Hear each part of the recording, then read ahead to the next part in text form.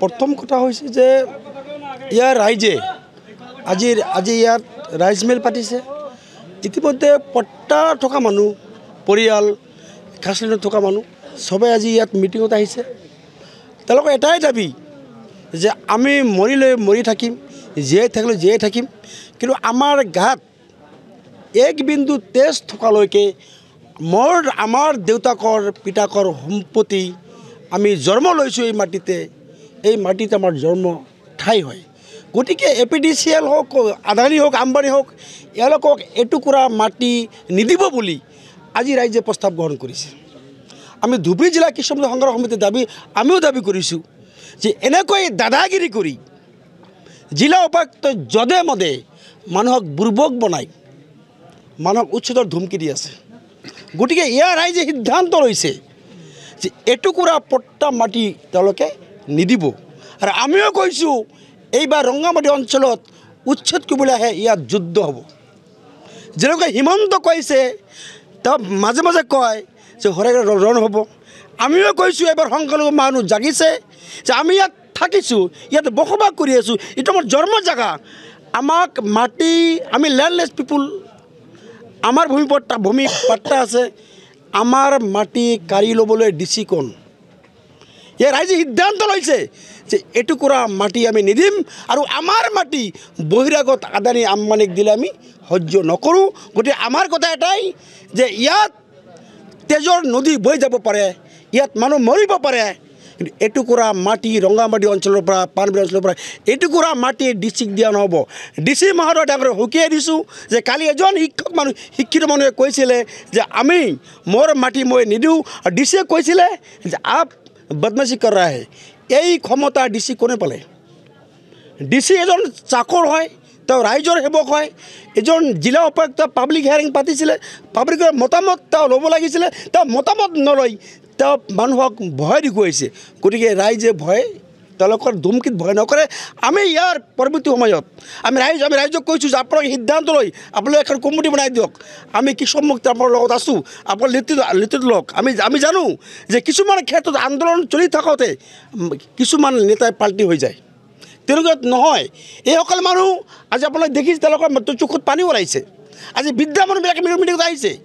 গতিকে যদি DC অসমৰ মুখ্যমন্ত্ৰী মহোদয়ৰ যদি মানৱীয়তা আছে, গতিকে তেওঁ এই উচ্ছেদ বন্ধ কৰিব লাগিব, আৰু অন্যথা আমি ইয়াৰ পৰা ব্যাপক গণ আন্দোলন কৰিম, আৰু আমি জীৱন দিবলৈ বাধ্য থাকিম। এটুকুৰা মাটি ইয়াৰ পৰা কাকো দিয়া নহ'ব। জিলা প্ৰশাসনে যদি বল প্ৰয়োগ কৰে তেতিয়া কি পৰিস্থিতি হ'ব? জিলা প্ৰশাসনে বল প্ৰয়োগ কৰিলেও আমি আমাৰ গণতান্ত্ৰিকভাৱে আন্দোলন কৰিম, আমি আমৰণ অনশন কৰিম।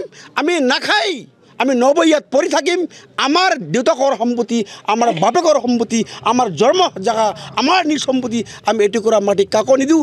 এই আহ্বান আৰু এই দাবী লৈ আমি ইয়াত আমৰণ অনশন বহিবলৈ বাধ্য থাকিম। বিষয়টো আপোনালোকে গমেই পাইছে যে আপোনালোকে জানে যে আমাৰ এই আলমগঞ্জ পঞ্চায়তৰ কেইটামান খণ্ডৰ পৰা চৰকাৰে বা DC বা মুখ্যমন্ত্ৰীৰ যিটো ইভেকশ্যন বা উচ্ছেদৰ যিটো মত বিনিময় অনুষ্ঠান অনুষ্ঠিত কৰিছিল, তাৰ পৰা আমি গম পাইছোঁ যে এই মানুহখিনিক ইয়াৰ পৰা উচ্ছেদ কৰি ভাৰতৰ সংবিধানে দিয়া মৌলিক অধিকাৰক খৰ্ব কৰিবলৈ আগবাঢ়িছে।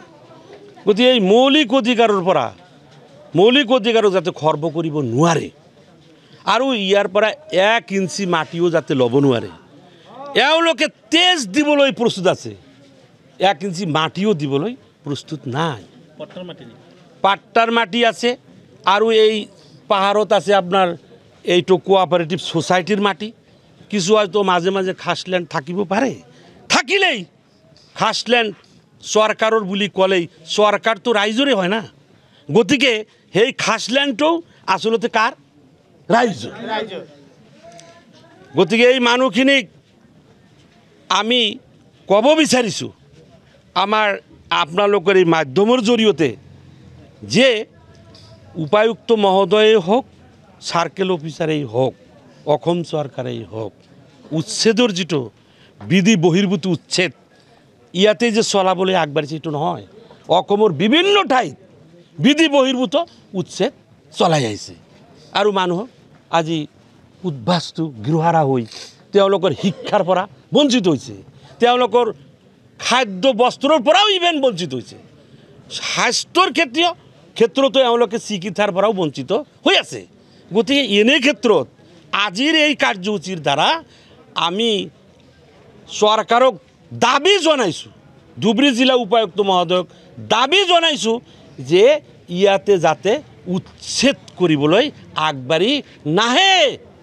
অসমৰ বিভিন্ন প্ৰান্তত দেখা গৈছে যে বিজেপি চৰকাৰে ধৰ্মীয় সংখ্যালঘু মুছলমানসকলক টাৰ্গেট কৰি লোৱা হৈছে। ধৰ্মীয় সংখ্যালঘু অসমৰ মাননীয় মুখ্যমন্ত্ৰী ইতিপূৰ্বে ষ্টেটমেণ্ট দিছে যে বিশেষ সম্প্ৰদায়ৰ পৰা মাটি কাঢ়ি লোৱা এইটো মই আসক্ত, এডিক্টেড বুলি কৈছে। বিশেষ সম্প্ৰদায়ৰ মাটি কাঢ়ি লোৱা ক্ষেত্ৰত আসক্ত আছে কোনে? অসমৰ মাননীয় মুখ্যমন্ত্ৰী। তেনেহ'লে আসক্ত যে হৈছে, এতিয়া এই আসক্তৰ পৰা, এডিকশ্যনৰ পৰা মুখ্যমন্ত্ৰীৰ চিকিৎসাৰ প্ৰয়োজন আছে। মিয়া পৰিষদে কি প্ৰতিক্ৰিয়া হ'ব?